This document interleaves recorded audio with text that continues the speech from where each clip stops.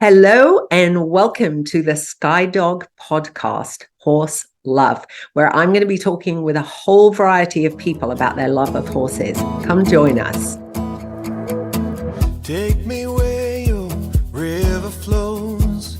I want to drive on your open road like the wilderness where we are born singing whoa.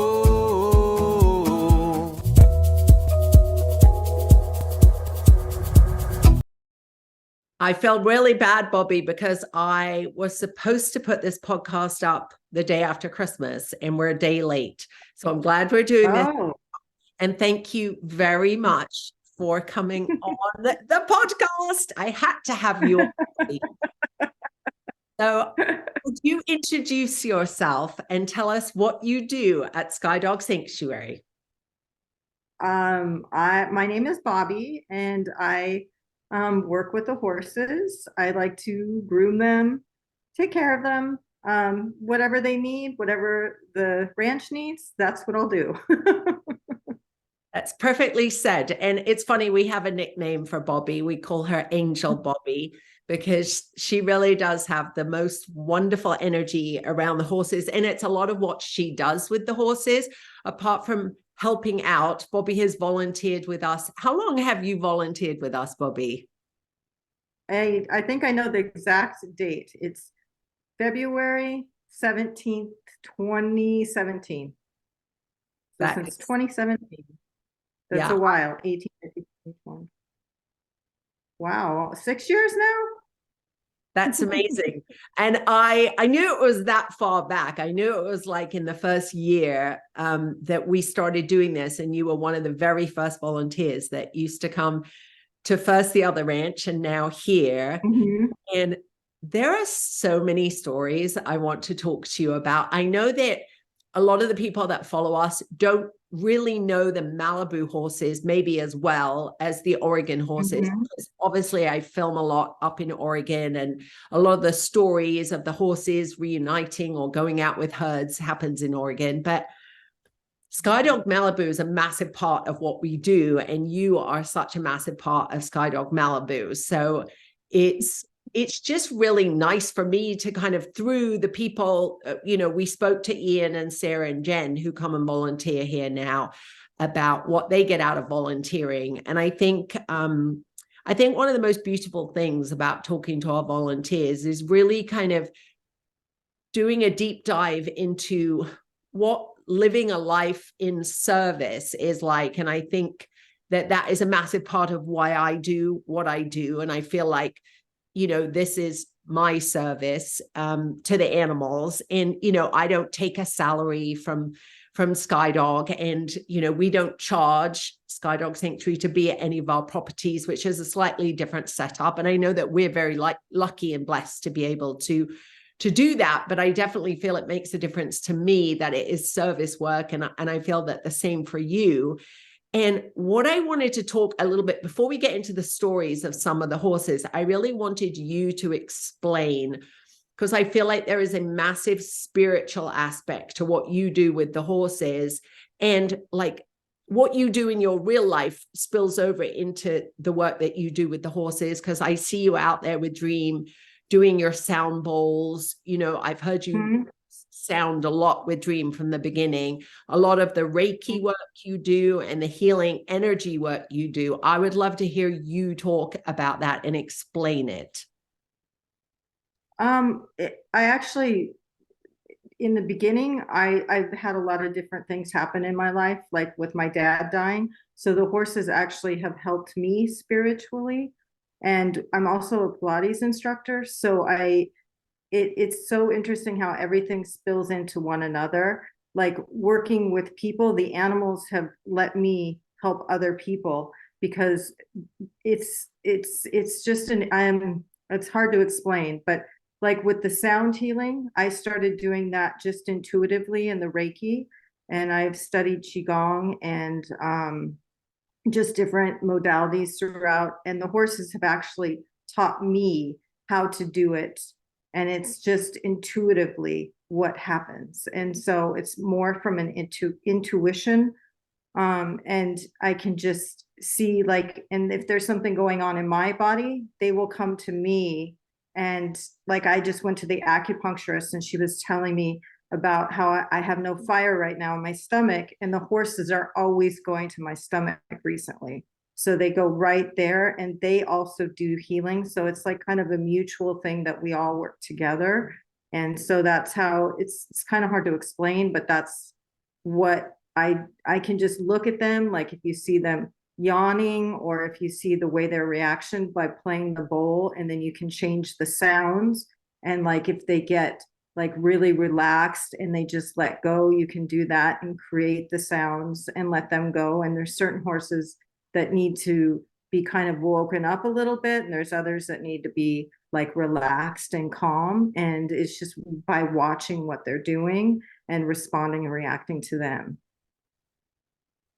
That's so interesting. And I love that you included the fact that it's a sort of give and take, and it's a mutually beneficial thing for both of you. Because I definitely feel like that. You know, I feel like a lot during the day, if ever I feel like my brain is kind of taking off and I'm becoming all kind of agitated or stressed or nervous about anything, if I go out and be around the horses, it will completely bring that energy level down to a peaceful, calm, kind of in the moment place, so that my mind isn't catastrophizing or sort of running ahead with itself.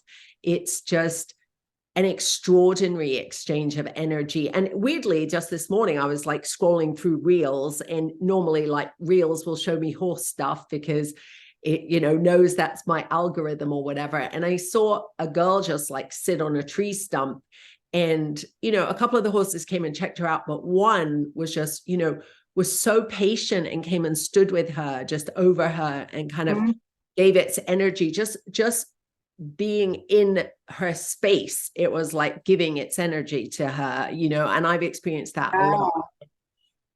It's And like they actually meditate with you, and they yeah, allow you to be present. So, and it's so interesting.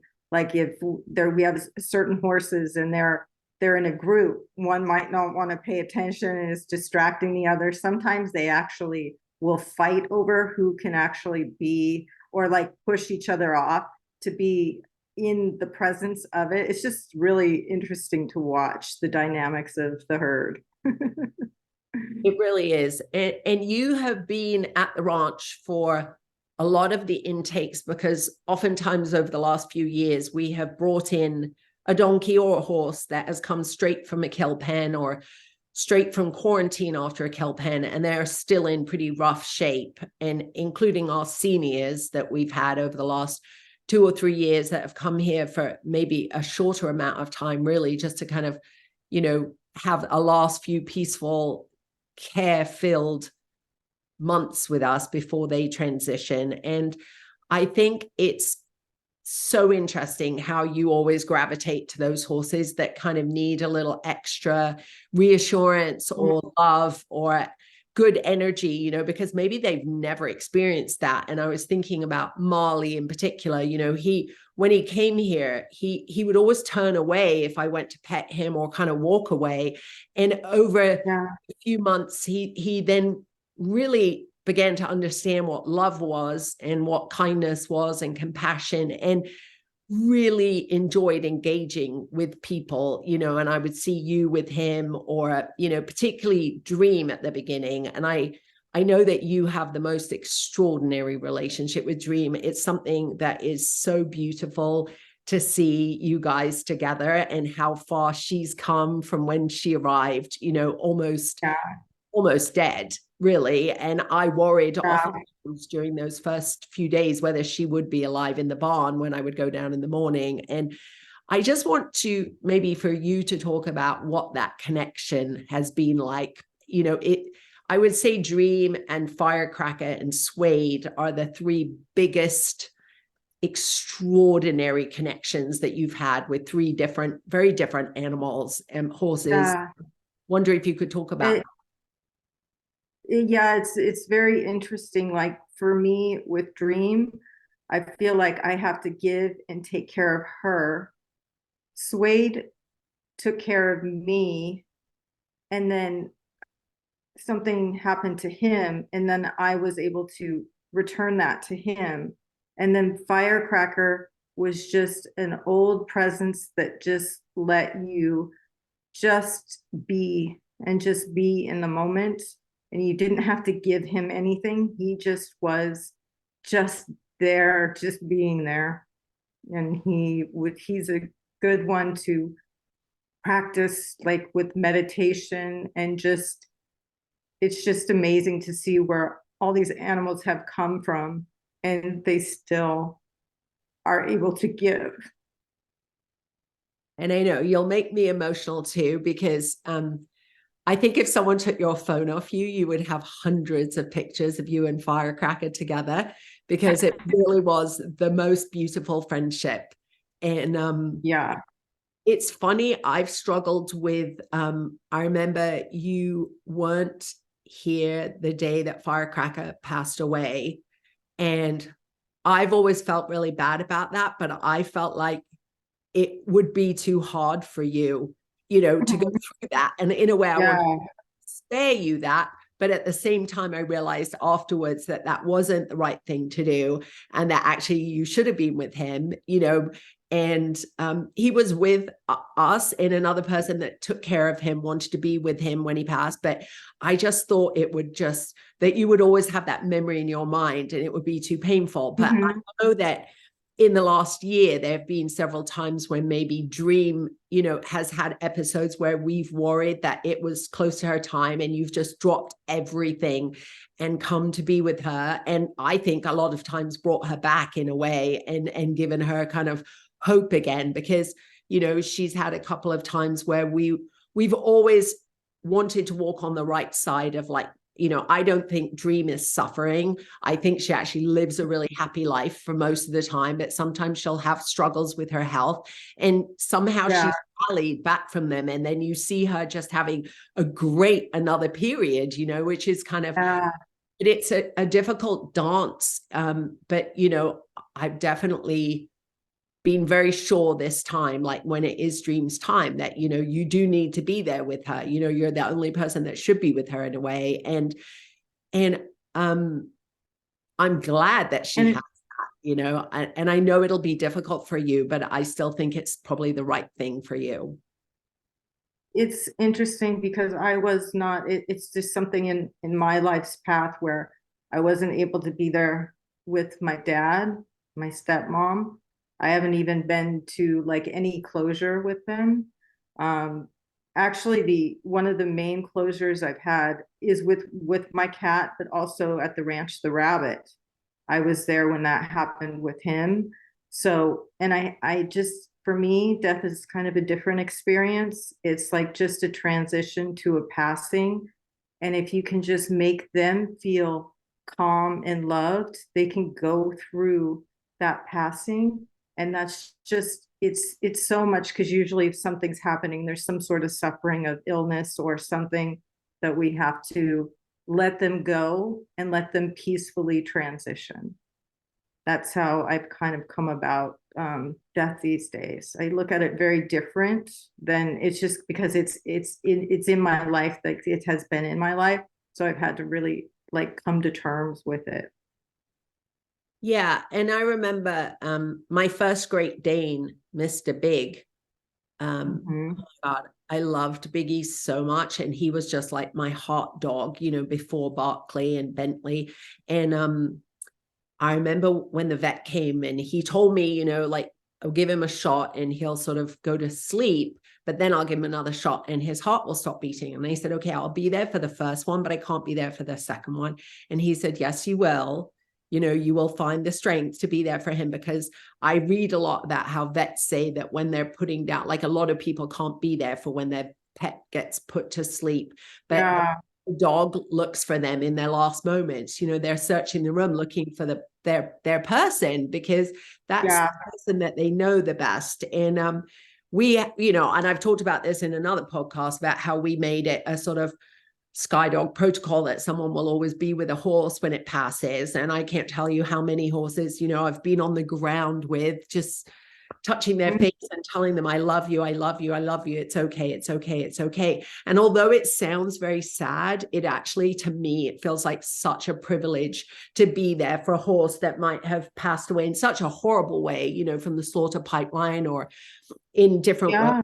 You know, to be able to give them that soft passage, like you say, is just, it is a privilege. And I think it makes me a lot more comforted about the thought of death for anyone that I know or myself. You know, it can be a really, really nice and gentle and loving thing. And I hope that's how I go, you know, with people around me that I loved, you know, softly. And I don't want to make this all about death, because I will spend the entire podcast with tears in my eyes and shaky voice. There's one thing though I want to say about Firecracker is that I at the same time I spent like a whole week with him before he passed, and I look at that as such a privilege, and I could see him going as we were there, and it's just, there's such a calmness and just going. And so I prepared for that, so it was actually a very positive experience for me, because he knew, I think he knew that that was happening, and he was letting us know that he was transitioning. Yeah.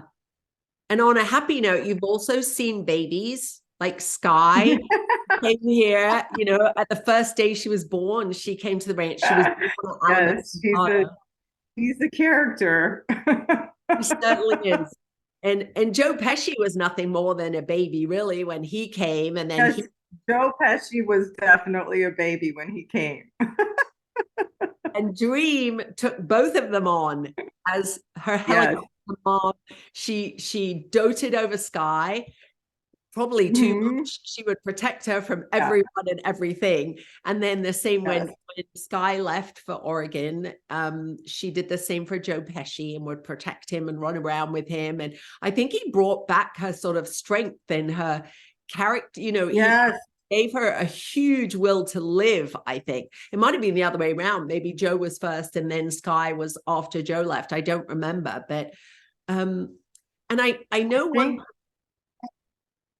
Yeah. Oh no, I was trying to think, I can't figure it out. Actually, now that you say that, I went in my mind to try to figure that out. But I think maybe Joe was secondary from that. I can't remember. There have been a lot, and you've seen a lot of horses come and go. And I think one of the really interesting things that I think you and I have discussed a lot is how the energy of the people working around the horses and donkeys can affect them so much, and in a negative way as well as in a positive way. And you and I have been through experiences with a couple of members of staff who were going through their own things, that their energy really affected the horses. And I know in one case, you know, like I would come back down from Oregon and kind of feel like the horses were acting a little differently. You know, they were more head shy and they didn't want to be halted as easily, or, you know, to go out and do things. And I really, really look for those signs now with people, you know, because people can put on a very good, very positive, very, you know, perfect outward image to another person, unlike horses who kind of absorb all of that. And they will always tell you, you know, if they don't like or appreciate the energy of someone working with them, then I will always take that as a massive red flag and change things. And we have. And I wondered if you could talk to that experience as well. Yeah, I mean, it's a lot of times the horses are reflecting back whatever that person is carrying. I mean, that's if they're stressed out, most likely the person that they're with is stressed out. If they're calm, then the person that they're with is going to be calm. So they're just such a perfect mirror for you to learn about yourself, is what I have found about that whole experience, including myself. Like if there's days where if I feel like very present, or if I'm not present, then they might have nothing to do with me. They may walk away from me, and then I'm like, okay, well, I need to see where am I that I'm not being there? Or they're just like us. Sometimes they just want to stand there. Yeah. It's just like honoring, like I'm getting to the point though where I see them as people. And so it's just like they're connecting to you just without language. It's just but they're so pure with their energy. And They're so so that's Yeah. And I think that is one of the biggest differences and one of the things that I appreciate the most about them. They are so honest, and their entire psychology is reflected and mirrored in their physiology. So every flick of the ear, every swish of their tail, or the way that they're standing and the way they're holding tension in their body or anything, you can instantly tell, you know, how they're feeling if you kind of pay enough attention to it. And I think it's really incredible as well how a new horse or two horses, like when Apache and Cisco came down here, they have so changed the energy of that side of the ranch too, because now they're kind of in with Boots, and Charlie Brown and Black are down here. And Charlie Brown definitely went through a period of real sadness after Molly passed away. And he really was like, I would look at him and go, you know, Charlie Brown is really depressed. Like he would stand with his entire body facing away and his head down in the corner. And I was so amazed, because he'd always been quite a social donkey, really, really friendly and loving. But he had to go through that period of grieving, and we moved him down where more of the action is, and you know, put him with some of the other donkeys, and little by little he came out of his shell again, and now he's really back to how he was when he arrived. But you know, I think it was like the right thing to respect and honor the feelings he was going through, and let him go through his mourning and his grief, and then, you know, then encourage him gently to come out the other end, you know, and kind of show him that there still was a life here for him, and he still had other friends. And it's been really nice. And I'm really, really looking forward to bringing Mrs. Tiggy Winkle over for him, because I do think they will get on so well. And they'll both be what each other needs right now, you know. And we're just sort of like going through a transition of like wanting Curly Girl to be okay enough without Tiggy Winkle, because they usually eat together, because Toby's a bit bossy. So it's just kind of finding our feet with that. But we're probably also going to have Janelle come down for a couple of days and just get a halter on Curly Girl, so that she knows that that's safe and that she's fine with it. And then we could maybe bring them over to Decca for the rest of the winter. And but you've spent some time with Tiggy Winkle and Curly and Toby, and I want to hear what you feel about them. I mean, they're also loving. They're just so like, and it's amazing. I mean, it's so unbelievable how Curly will let you do anything to her, like brush her and do that. But the halter does not want the halter yet. Really doesn't. So I mean, she'll let you pretty much do anything else too. So it's interesting. And Toby is just, he reminds me so much of Swayze, and he's just a sweet, they're all just so loving, and Tiggy is just a sweet girl. They're all sweet. They're very sweet. We got really lucky with those three. They're such sweet souls, all three of them. And, you know, and it's extraordinary because they're such different ages. So, you know, well, being such a baby, and Toby is kind of like a grandpa to her, but they're very sweet. You know, he's very sweet with her, and she's very like, you know, looks to him for her protection. And Tiggy Winkle is just Tiggy Winkle. She's just, even though it's taken you this long to learn her name, you were so funny every time. Did I say it right? Oh, yeah, you did say it right. You did say it right, which is extraordinary. And I feel like there's something else now. I have something where I can't say it though, but I can't think of what it is. It's another name. So funny. Well, also, I wanted, before the end, I wanted you to tell us the story of Suede from the beginning to the end, so that people can understand, because you knew Suede before he came here, and you didn't realize that he was here. And one day you came over to see Graham Cracker. who was Yeah. over there? The day that we dropped Graham off because That's he right. needed to stay there. So I did a healing workshop after my dad had passed, and it was a 4-day workshop. And I basically, there was a in one of the days we went in with the horses, and I just was very into myself, and I had this horse just be so flamboyant and come up to me and just be, and he basically herded me, and it was just the most, he brought me back to Skydog. And so I always thought about him after. And then I, you had saved 2 horses, which you could probably tell the story better than I could when you saved them, because just that alone, where Judd was coming to, he was driving, and you said, can I pick up these 2 horses? And he was like, well, where are you? And he was right where those horses were. And I remember reading your post saying that was kismet. And then after Firecracker passed, you said you were going to get another mule. So we got another one. And that day we went, and I started walking down, and I didn't realize it in the moment, but then I went down and I started, and then all of a sudden he has this picture, this trait where he pins his ears back, but it's not aggressive. It's just, he recognized me and he came at me with those pinned ears, but it wasn't aggressive. It's just how he herded me. And then I just worked with him, and it was just so unbelievable, because it's full circle to my life and everything that has happened, and me getting back into horses, and that he ended up being there. It's just, it's unbelievable. It's mind blowing, actually. So basically what happened was, and I don't know how many years it was from when your dad died to when he came back, but you had 7 years later. 7 years later. So you had met this horse at a healing workshop you'd gone to after your dad had passed, because you were grieving. You met this horse, you had this amazing connection with him. He helped you get back into horses, like that. You kind of, it triggered that love of horses again. You then found Skydog and were volunteering with us for years.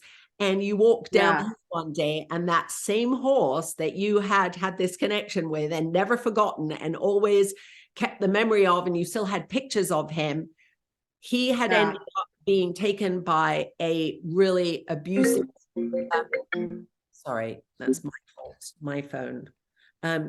You had, sorry about that. He had been taken by an abusive horse trader who had really been very, very, very hard on him, and just utterly traumatized him, really badly upset and scared him, which is what I heard when this girl asked me to rescue him from that guy. And so Suede and Rusty came to Malibu for a while until they were going to Oregon. And that's when you came down, and you kept telling me, like, this is that horse. And I was just not convinced, I was kind of like, well, maybe he just looks the same. But then I realized this completely wild horse that wouldn't come anywhere near us was having this massive connection with you, and there was no doubting it was the same horse. So that was such a cool thing to go through with you, and it felt like a gift that the universe gave back to you for all the work that you've done with all these other horses, that it brought that horse back to you. And it was so strange, because right before he came, or I saw him about 2 weeks, there was, and I always kind of look for horse. I don't know. He came up a horse that looked like him, was at it like a kill pen. And I was like, and then I was just thinking of him. Where is he? Where is he? And then he showed up there. So, and I'm so happy I know where he is. And I felt bad, in a way, taking him away, but you were so happy when you saw him released out there. And the wildlife that he's living is probably the best place for him right now, absolutely. Hopefully you'll come up to Oregon and see him and spend time with him. So I feel like if you put your chair down in the middle of that massive pasture of hundreds of acres, he would just come and stand with you. I have so many, where I hung out with them for 3 weeks before they left, and they just played with this chair. We all sat with it, and it was just so much fun. And it's just it's just so unbelievable, because it just shows you when people are so cruel, how they respond. I don't know, I shouldn't even, it's just unbelievable that he was so afraid to be touched, because he was the one in the workshop that she showed that was hurting everybody, that was like this big open character. And then to see him close, but then he got to open back up again. So it's a very, very happy, happy time for that boy and Pony Boy. Yeah. And it was one of the biggest blessings for, I think that is one of the biggest blessings when we have a horse come to us. And obviously I didn't know them before, but you can tell, like right now with Curly Girl, you know, she really hates being shut inside or a halter going near her, because I'm sure all the bad happened to her happened, you know, with training equipment or being confined where she couldn't get away. So it's just like dismantling that fear and showing them again and again, like, no, we're not going to ask anything of you, and we're not going to do anything bad to you, and, you know, winning their trust back again, and then letting them let go of all that fear that they've accumulated. It's so cute. My cat, so Bobbi is actually in my house right now because she's here volunteering, so we did a Zoom this way, but my cat Suki, who doesn't like people at all, and I'm the only one that can ever pet him, he keeps walking in the background like I'm on the Zoom. So that's my very sweet boy, Suki. It was very good to see him. He padded backwards and forwards a couple of times. Well, honestly, Bobbi, I wanted to thank you so much. I could not have done these podcasts without asking you on, because you know, you don't really, your face isn't front and center in all that we do, but what you do behind the scenes for the horses that come in that are the most traumatized and most sickly and oldest, is been an absolute joy and pleasure to have you be a part of Skydog for so many years. Like, I can't even imagine Skydog without you, and I can't imagine pulling up, not seeing your car at least twice a week at the ranch, you know, and looking out at you being with Dream. And it's just, you're someone that I can talk to about anything from the beginning, because you've been here through, you know, when we had no followers, and now we're kind of a much bigger organization. But it's been such a joy to have you at my side for the whole of it and call you my friend. And I really appreciate that the horses brought us together. Yeah, it's been such a gift for me as well. And it's been a journey, and it's been just a beautiful one. Has been a journey, and it has been mostly beautiful. And I am really, really grateful. There's always, it goes, that's life, right? The beauty of life is it goes up and it goes down. And we need to find the balance of it all. Well, you help me find my balance very often. So thank you, Bobbi. And I really appreciate you doing this today. And I won't keep you any longer. I'll let you get out with the horses. And thank you very much for everything you do. And I will see you outside. Thank you. Bye. Bye.